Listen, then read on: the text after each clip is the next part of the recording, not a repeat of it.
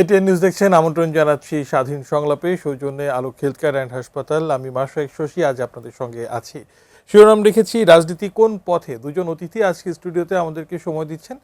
স্টুডিওতে উপস্থিত আছেন আমাদের সঙ্গে অধ্যাপক ডক্টর এএসএম আমানুল্লাহ ফেরদৌস, উপাচার্য, জাতীয় বিশ্ববিদ্যালয়। আপনাকে আমন্ত্রণ জানাচ্ছি এবং কৃতজ্ঞতা জানবেন। একই সঙ্গে আমরা পেয়েছি মাসুমুর রহমান খলিলি, নির্বাহী সম্পাদক, দৈনিক নয়া দিগন্ত। আপনাকে আমন্ত্রণ জানাচ্ছি এবং কৃতজ্ঞতা জানবেন। মাসুমুর রহমান খলিলি, আপনার কাছে আসতে চাই। শিরোনাম যেহেতু রেখেছি রাজনীতি কোন পথে, সেই আলোচনাতে যাব। তবে আপনি নিশ্চয়ই জানেন যে জাতীয় সংসদের বিরোধী দলীয় চিফ হুইপ ও জাতীয় নাগরিক পার্টির নেতা নাহিদ ইসলাম, তিনি আজকে বেশ কিছু কথা বলেছেন। এর মধ্যে তিনি বলছেন যে বর্তমান বিএনপি সরকারের কাছে আমরা অনেক আশা করেছিলাম, 70% মানুষের ভোটকে তারা অস্বীকার করছে। তিনি বলছেন যে মানবাধিকার কমিশন অধ্যাদেশ, পুলিশ সংস্কার অধ্যাদেশ, বিচার বিভাগের স্বাধীনতার অধ্যাদেশ সহ অন্তর্বর্তী সরকারের জরুরি গুরুত্বপূর্ণ অনেক অধ্যাদেশ আইনে পরিণত করার অঙ্গীকার থাকলেও বিএনপি সেই ওয়াদা ভঙ্গ করছে।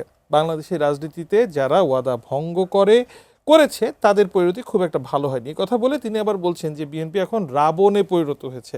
মানে নাহিদ ইসলামের এই বক্তব্যকে আপনি কিভাবে দেখছেন, কতটুকু একমত আপনি? নাহিদ ইসলামের বক্তব্য দুইভাবে দেখা যায়। প্রথম হচ্ছে উনি বিরোধী দলের একজন নেতা হিসেবে স্বাভাবিকভাবে সরকারের সমালোচনা করবেন প্রত্যেক নীতির, এই হিসাবে ওই দৃষ্টিভঙ্গি থেকে আমরা দেখতে পারি। আরেকটা বিষয় হচ্ছে যেটা আপনি উল্লেখ করলেন, ধরেন 133টা অধ্যাদেশ অন্তর্বর্তীকালীন সরকার এটা তৈরি করেছিল, এর মধ্যে থেকে এটা তো কার্যকরও হয়েছিল। 20টা অধ্যাদেশ এখনও পর্যন্ত এটা পাশ করা হয়নি। এর মধ্যে 16টা অধ্যাদেশ সম্ভবত বাদেই যাবে এবং 4টা অধ্যাদেশ সংশোধন আকারে এটা উপস্থাপন করা হবে। তো এই যে বিষয়টা, এই বিষয় নিয়ে কিছু বিতর্ক তো অবশ্যই আছে। সবচেয়ে বড় বিতর্ক যেটা নাহিদ সাহেব বললেন, গণভোট যেটা হলো আর কি জুলাই সনদ বা সংস্কারের ব্যাপারে, এখানেতে প্রায় 68%-এর বেশি মানুষ কিন্তু এটাকে সমর্থন করেছে। কিন্তু সংবিধানের বিধিবিধানের দোহাই দিয়ে হোক, যে কোনো কারণেই হোক, এই সরকার সেটাকে কিন্তু আইনে পরিণত করেনি। তার মানে হচ্ছে কি, এই যে গণভোটের যে রায়টা, যে আদেশটা ছিল সরকারের, এই আদেশটা সংবিধানের পরিপন্থী হিসেবে উল্লেখ করে এটা পালন করা হয়নি। এই বিষয়টার উপর উনি হয়তো বেশি জোর দিয়েছেন। এখানে আসলে দুইভাবে দেখা যেতে পারে। একটা হচ্ছে কি, আপনি সংবিধানে কি আছে, সংবিধানে কিন্তু জনগণের অভিপ্রায়কে সর্বোচ্চ স্থান দেওয়া হয়েছে। এখন প্রশ্ন হচ্ছে জনগণ অভিপ্রায় কিভাবে দিবে। যেমন সংসদ সদস্য ভোট দিয়ে নির্বাচন করে, আর যদি সামগ্রিকভাবে রাষ্ট্রের যে কোনো নীতির ব্যাপারে অভিপ্রায় জানাতে হয় তাহলে কীভাবে জানাবে? গণভোট ছাড়া অন্য কোনো উপায় নেই। সেই গণভোট সংবিধানে গণভোট হিসেবে থাকুক অথবা না থাকুক, কিন্তু জনগণের অভিপ্রায়কে যেহেতু সংবিধানের সর্বোচ্চ স্থান দেওয়া হয়েছে, সেই হিসাবে এই গণভোটকে একেবারে সংবিধান বিরোধী এটা কিন্তু বলা যাচ্ছে না। নাহিদ সাহেব হয়তো বিষয়টাকে এভাবে নিয়েছেন। আরেকটা বিষয় হচ্ছে কি, যে কোনো দলের মধ্যে তো ব্যবধান থাকতেই পারে। আমরা জানি হচ্ছে কি, এখন যারা সরকার গঠন করেছে 2/3 মেজরিটি নিয়ে বিএনপি কিন্তু জুলাই অভ্যুত্থানের আগে 24-এর 17 বৎসর ধরে কিন্তু সাফার করছে।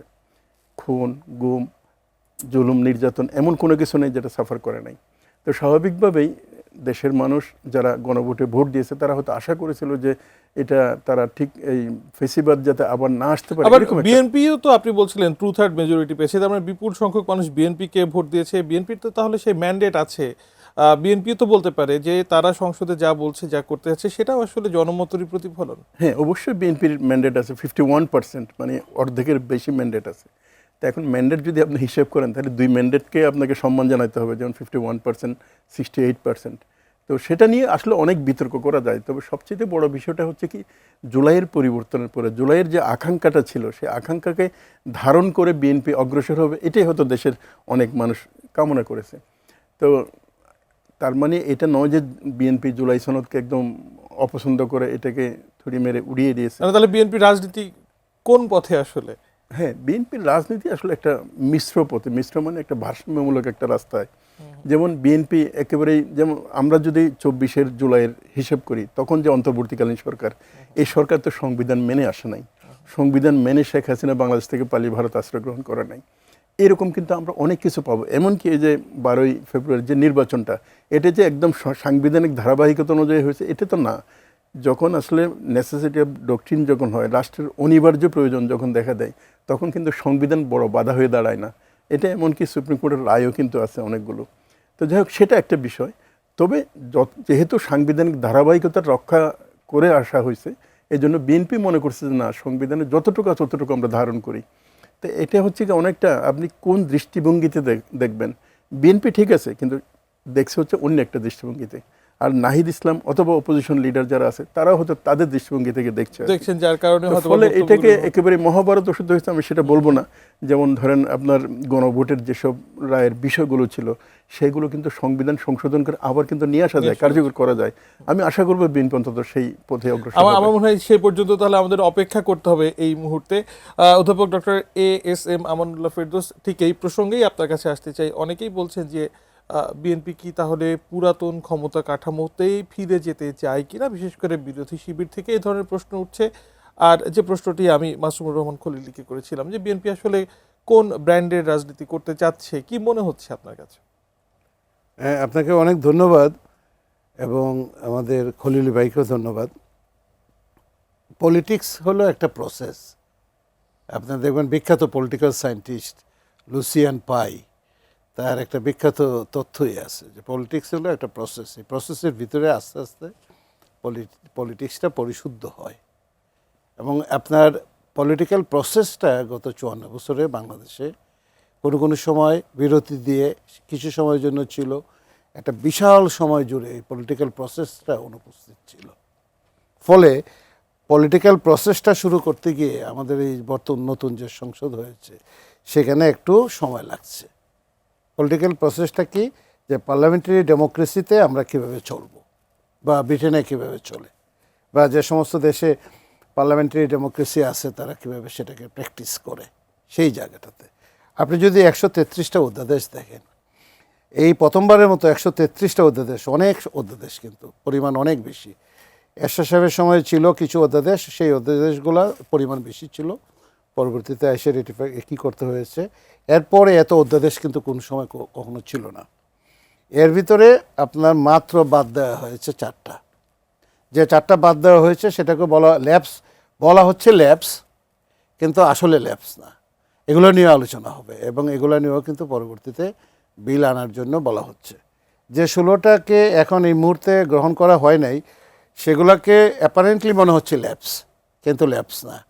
তারা কিন্তু স্পষ্টভাবে বলছে যে রিভিউ করা হবে, আপনারা পরবর্তীতে বিল আকারে আনেন, আমরা সংসদীয় কমিটিতে বসি, সংসদীয় কমিটিতে বসে বিভিন্ন ধারা উপধারা এই জিনিসগুলো আমরা একটু ঠিক করি, কারণ তাড়াহুড়া করে হয়েছে, সেইগুলা আমরা একসাথে বসে ঠিক করে আমরা এখানে অর্গানাইজ করব। তাহলে আপনি যদি দেখেন যে 20টা অধ্যাদেশের কথা বলা হচ্ছে, এখন সেই 20টা অধ্যাদেশে কিন্তু এক ধরনের স্কোপ রয়ে গেছে, স্কোপ কিন্তু শেষ হয়ে যায়নি।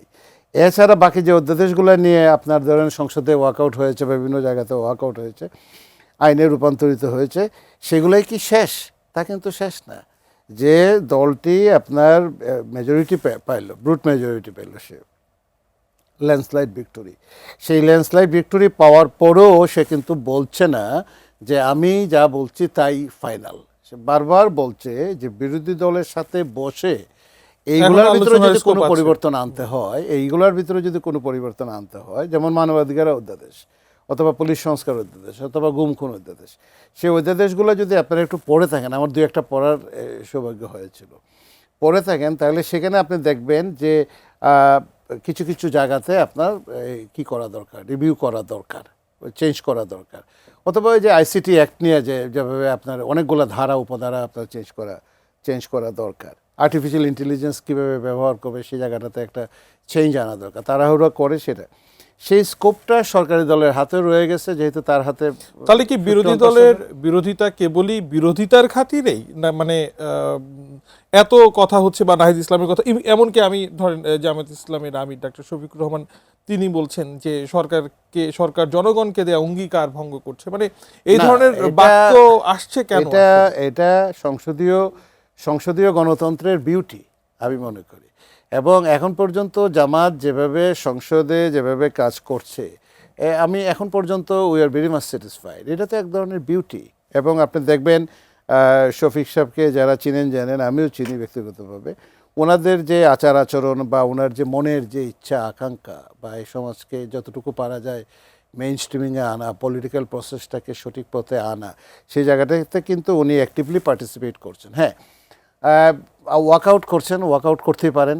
আমার এই যে ছাত্ররা যারা এনসিপিতে আছে, বড় নাহিদ অথবা আমাদের এই যে হাসনাত আবদুল্লাহ, তারা যে পয়েন্টগুলো তুলছেন সেই পয়েন্টগুলো কিন্তু তারা যথেষ্ট যুক্তি সহকারে তুলছেন, কিন্তু আপনি সরকারি দলের যে অভিপ্রায় সেই অভিপ্রায়টা আপনি কি দেখবেন? যেমন আইনমন্ত্রী তার প্রতিটা বক্তৃতায় সে কি বলছে, অথবা স্বরাষ্ট্রমন্ত্রী সালাউদ্দিন সাহেব উনি কিভাবে বলছেন, ওনার অভিপ্রায়টা কি, যে আমরা এটাই শেষ কথা নয়, যেহেতু আমাদের হাতে bigger পুরা একটা সংবিধান picture যেটা আছে। পুরা সংবিধান সংশোধন করার ক্ষমতা যেহেতু আমাদের হাতে আছে, আমরা বসে কিন্তু এটা করতে পারবো। একটা কথা বলে শেষ করি, জুলাই সনদের যে সমস্ত মূল স্পিরিটগুলো যেগুলো আছে তার একটা বিশাল সংখ্যকই কিন্তু সরকারি দলের যে 31 দফা সংস্কার কমিশন যেটা আছে সেখানে, এবং তাদের যে ইলেকশন ম্যানিফেস্টোটা অনেকেই পড়ে নাই। তাদের আমি সবার ইলেকশন ম্যানিফেস্টো পড়েছি, জামাতেরটাও পড়েছি, এই সরকারি দল বিএনপিটাও পড়েছে। আপনি দুইটা দলের ইলেকশন ম্যানিফেস্টোটা আপনার সামনে আনেন, খুব বেশি গ্যাপ কিন্তু নাই। আপনি 31 দফার ভিতরেই আপনার এই যে সংস্কারের যে সমস্ত দাবিগুলো এখন আসছে সেগুলো কিন্তু অনেকগুলোই বিএনপি উচ্চারিত। আলোচনার একেবারে শুরু থেকেই অবশ্য একদম বলে শুরুতে, আসছে, এবং আপনি ম্যানিফেস্টোর প্রথম 2-3 পাতার ভিতরেই বলা আছে জুলাই সনদের প্রতি আমরা সম্মান রেখে জুলাই সনদকে আপহোল্ড করে তার ভিতরে কি কি পরিবর্তন আনা যায়, কি কি সংস্কার আনা যায়, সেটা আমরা সংসদে বসে ঠিক করব। তো ইন দ্যাট সেন্স যে তারা একদম মেজরিটি পেয়ে যে সংসদে এসে একদম চড়াও হওয়া, আমার কাছে সেটা মনে হচ্ছে না।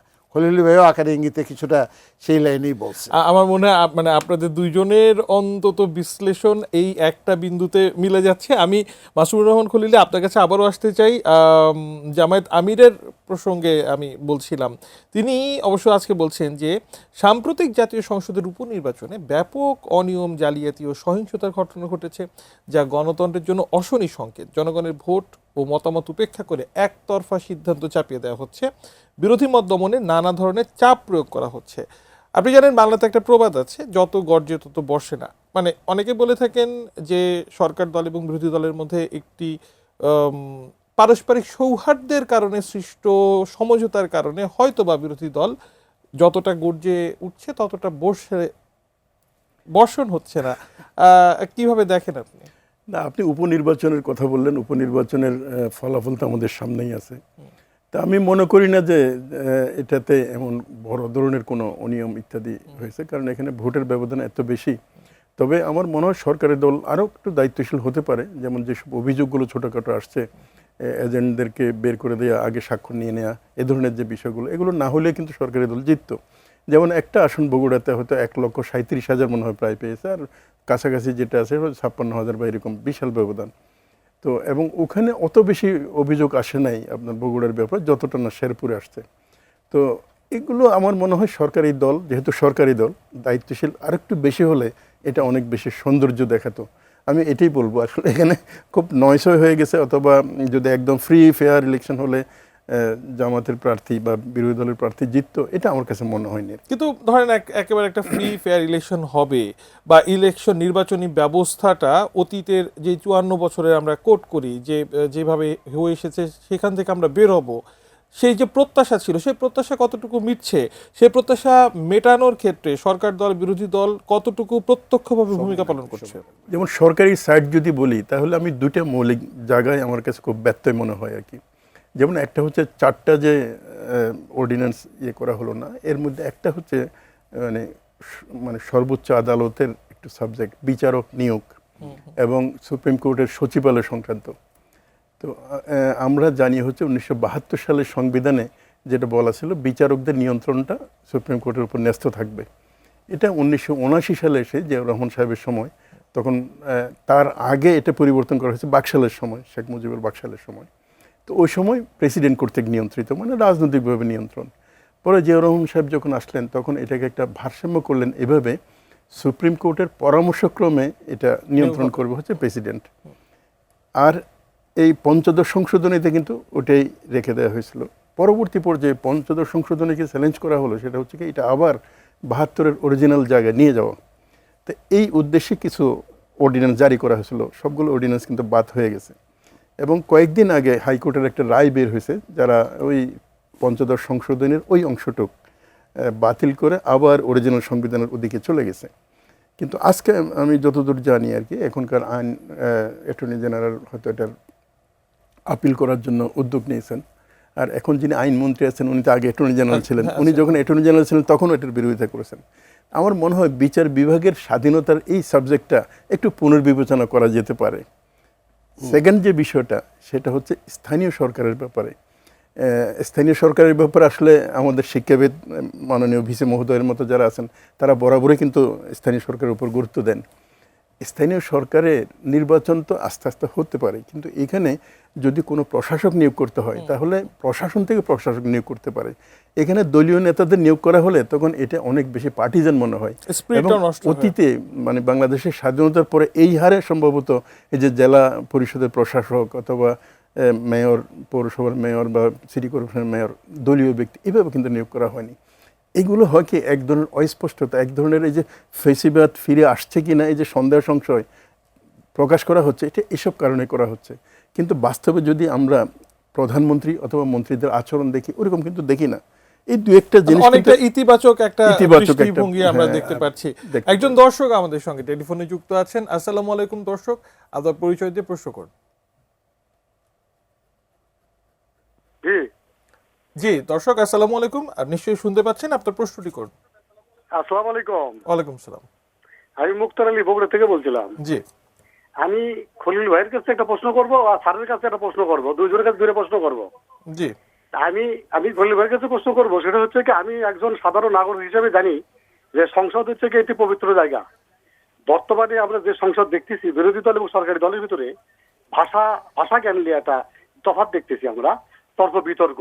আসলে বিরোধী দল জনগণের পক্ষে, জনগণের বন্ধু নাকি সরকার জনগণের বন্ধু, এই জিনিসটা ওনার কাছে জানতে চাচ্ছি। আর স্যারের কাছে আমার একটা আবেদন, সেটা হলো আমি একজন মানে শিক্ষার্থীর অভিভাবক। আমি এইবার যে ন্যাশনাল বিশ্ববিদ্যালয়, জাতীয় বিশ্ববিদ্যালয় শুরু করে ন্যাশনাল এবং উচ্চ, এবার যে পরীক্ষার আবেদনের টাকা এবার একটু অন্যান্য সরকারের থেকে এবার বেশি টাকা নেওয়া হয়েছে।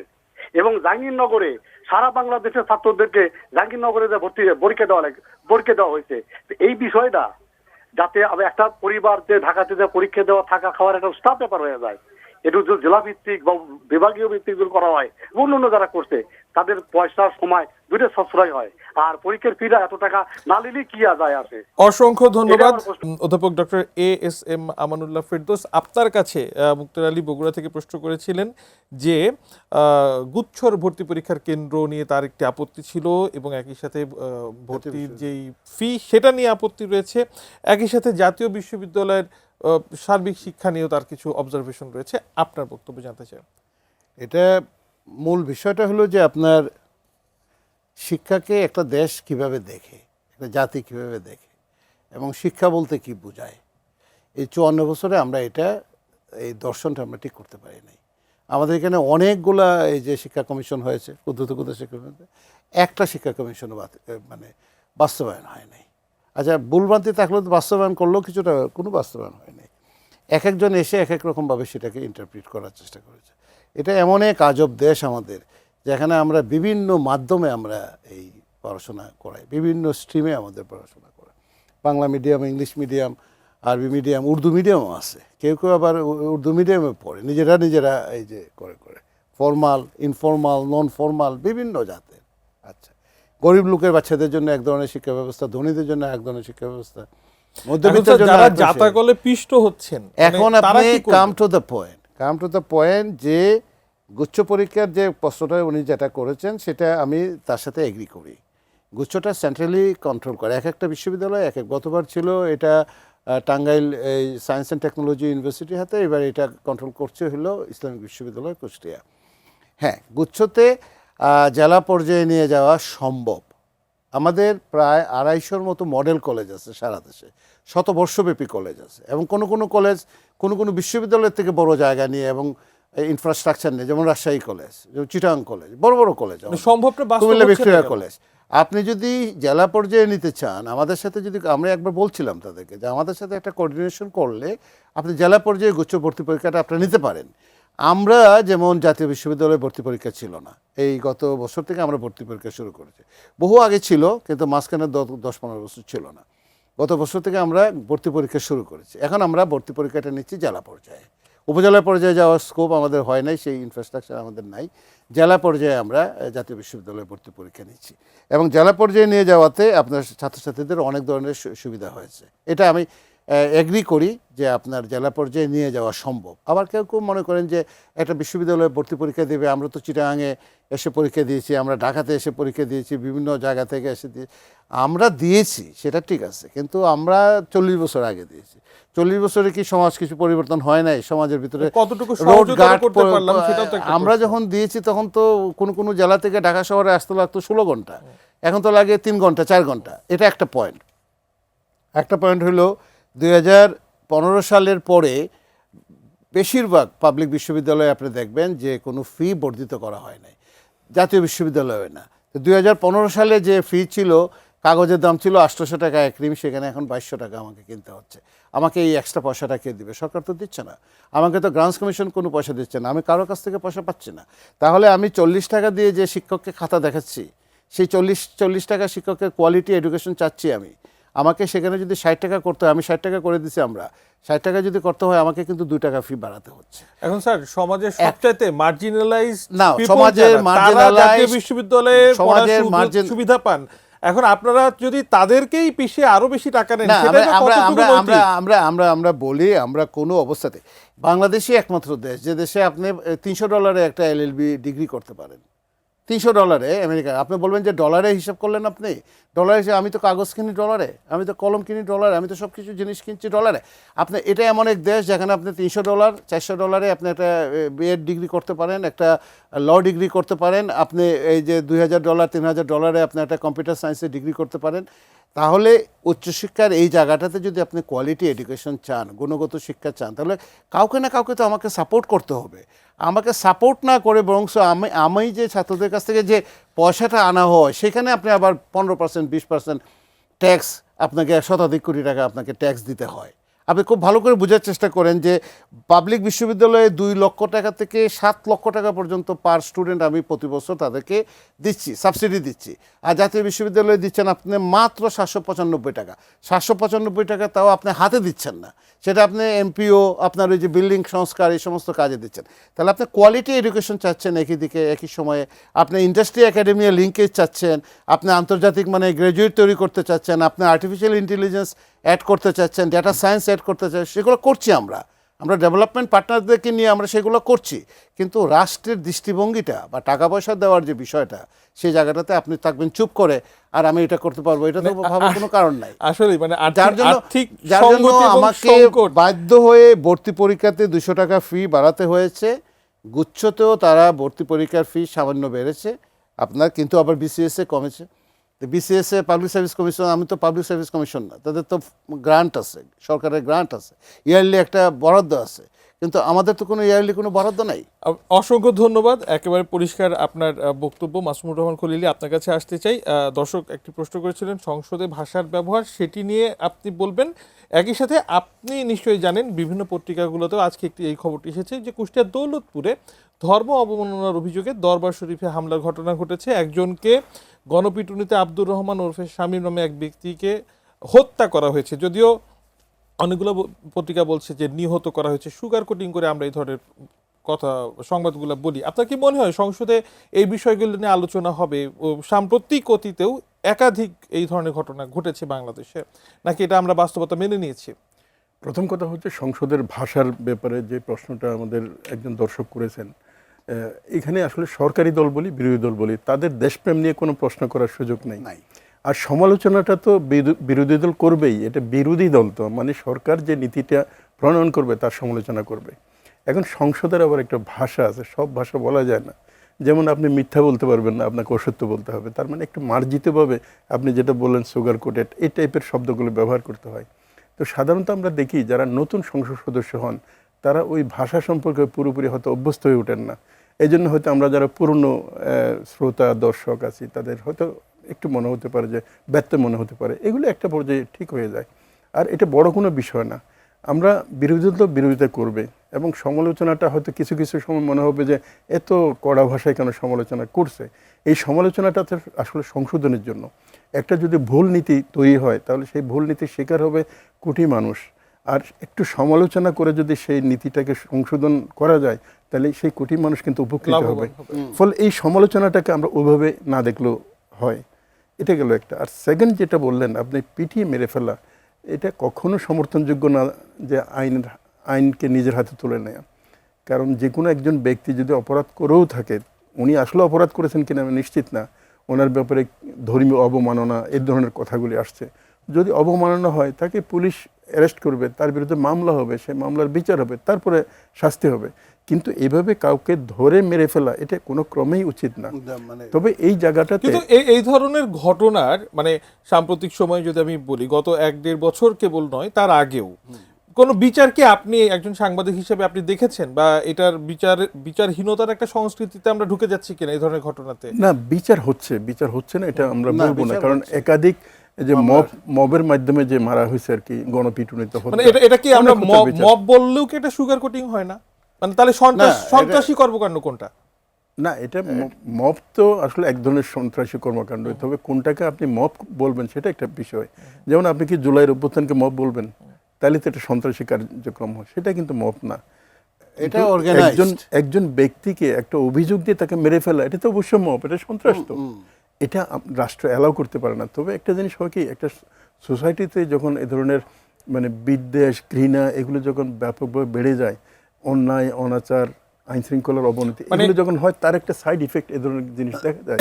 না মানে সাইড ইফেক্ট ঠিক আছে, মানে বিভিন্ন কারণে হতেই পারে, কিন্তু আপনি যেটা বলছেন বা আমরা যেটা সকলে আশা করি যে এই ধরনের ঘটনা হবে না, ঘটনা যে হবে না সেটা তো অ্যাড্রেস করতে হবে। আপনার কি মনে হচ্ছে সরকার এই ধরনের ঘটনা যথার্থভাবে অ্যাড্রেস করছে, কিংবা বিরোধী দল জনগণের পক্ষ হয়ে তারা এই ধরনের ঘটনাগুলোকে যথার্থভাবে সরকারের দৃষ্টিগোচরে আনার চেষ্টা করছে? স্বরাষ্ট্রমন্ত্রী সংসদেই বলেছেন উনি এই ধরনের সন্ত্রাসী কর্মকাণ্ড অ্যালাউ করবেন না। আজকের ঘটনাতে এখন পর্যন্ত কথাই বিবৃতি বলছেন। দিয়েছেন? আমি আপনার চোখে পড়েছে? আমি একটু অ্যাড করি ভাইয়ের সাথে। আপনি এই যে বর্তমান স্বরাষ্ট্রমন্ত্রী, উনি কিন্তু এই আপনার আপনি হয়তো দেখবেন সামনে, হ্যাঁ, অনেক পোর খাওয়া মানুষ তো, নিজে গুমের শিকার, নির্যাতনের শিকার, এই জিনিসগুলো অ্যালাউ করবেন না। আপনি হয়তো দেখবেন, ভেরি সুন দেখবেন আপনি। এবং বর্তমান প্রধানমন্ত্রী উনি নিজে নির্যাতিত। উনি এখনো আপনি বুঝতে পারছেন না, এখনো অনেকেই হয়তো বুঝতে পারছে না যে মানে কোন জায়গাটাতে বাংলাদেশ প্রবেশ করেছে। জামাতের যারা আছেন তারা অনেকে নির্যাতিত, এবং এনসিপি থেকে যারা আসছে তারা অনেকে নির্যাতিত। এই গুম, খুন এবং এই সমস্ত মবের শিকার হয়েই কিন্তু তারা আজকের এই জায়গাটাতে আসছেন।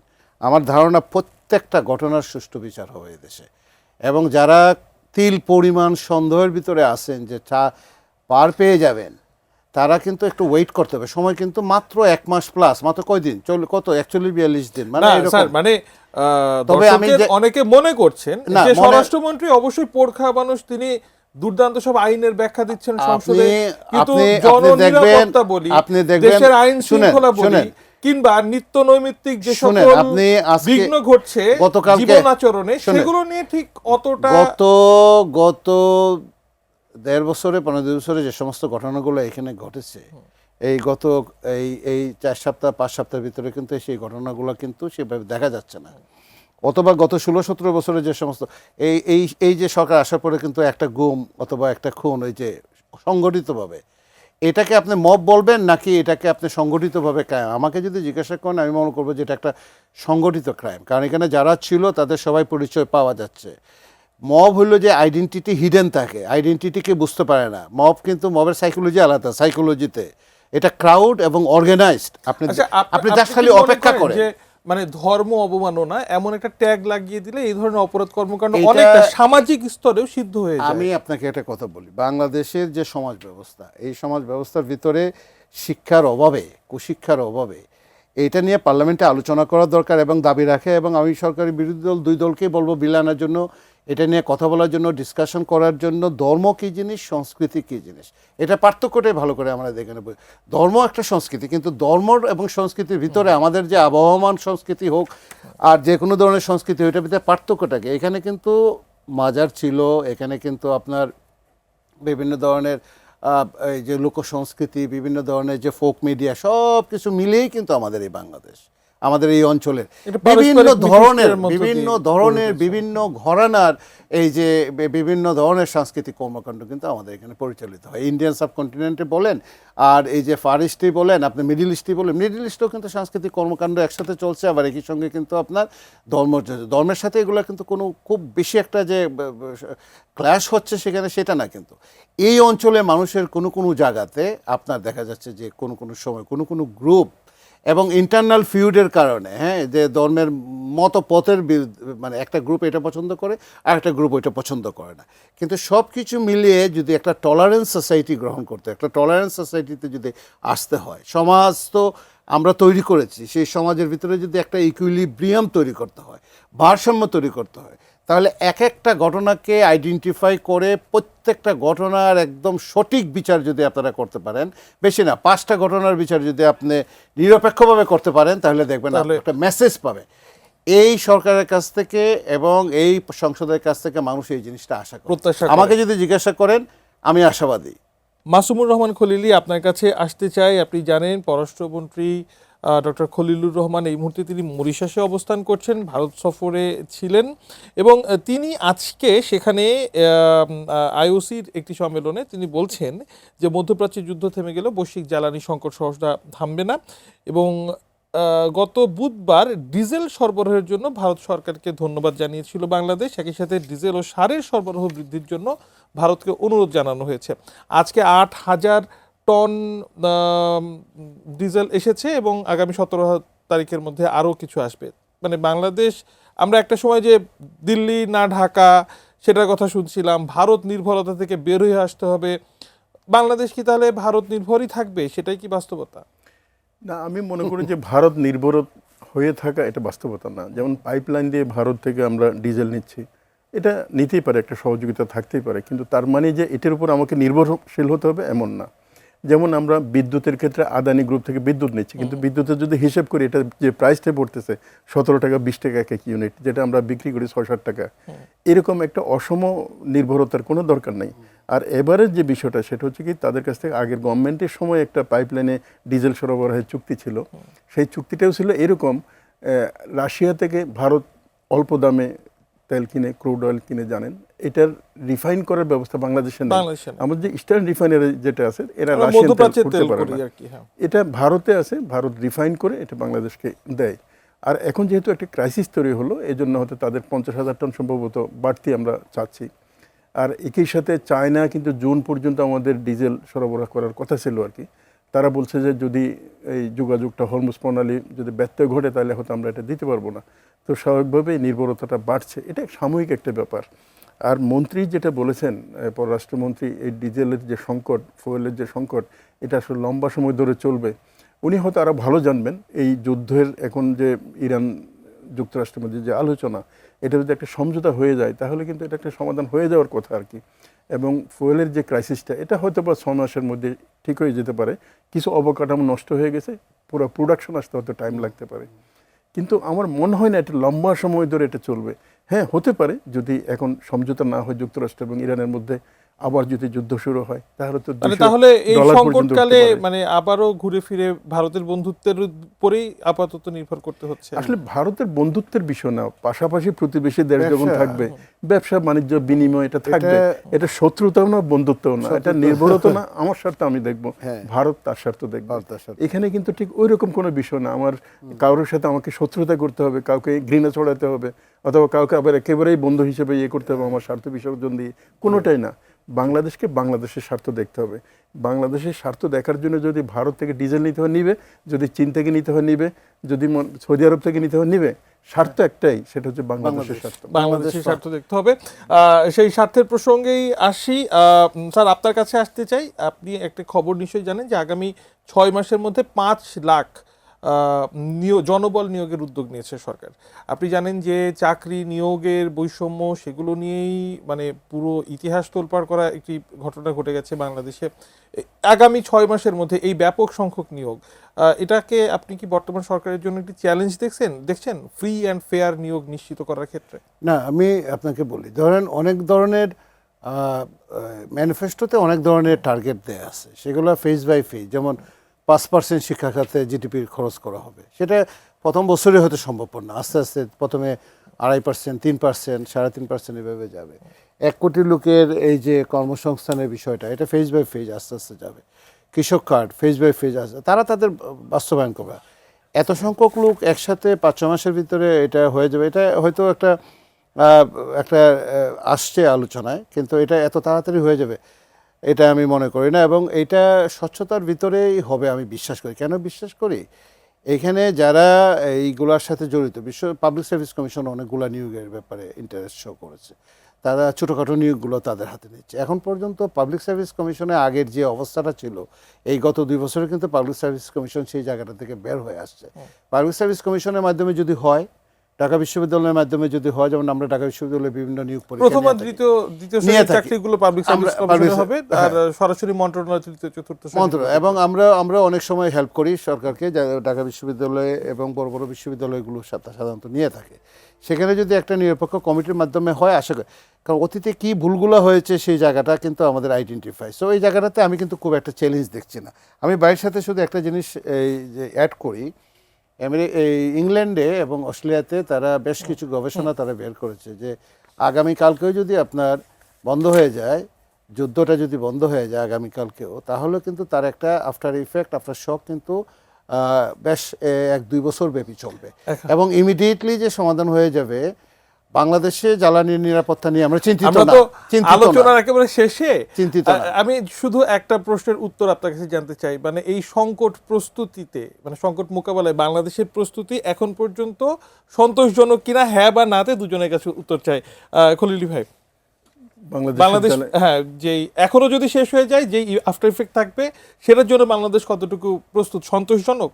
না, প্রস্তুতি নিচ্ছে, প্রস্তুতির প্রয়োজন আছে, আরো প্রস্তুতি নিচ্ছে। আমি এক কথা বলবো, বাংলাদেশ প্রস্তুতি নিচ্ছে এবং যেভাবে প্রস্তুতি নিচ্ছে এটাই প্রক্রিয়া। অসংখ্য ধন্যবাদ অধ্যাপক ডক্টর এ মামুনুল্লাহ ফেরদৌস, ধন্যবাদ মাসুমুর রহমান খলিলি, আপনাকেও ধন্যবাদ। দর্শক আপনাদেরকেও আজকের মতো বিদায় নিচ্ছি, আবারও আগামী আয়োজনে দেখা হবে। এটিএন নিউজের সঙ্গে থাকুন।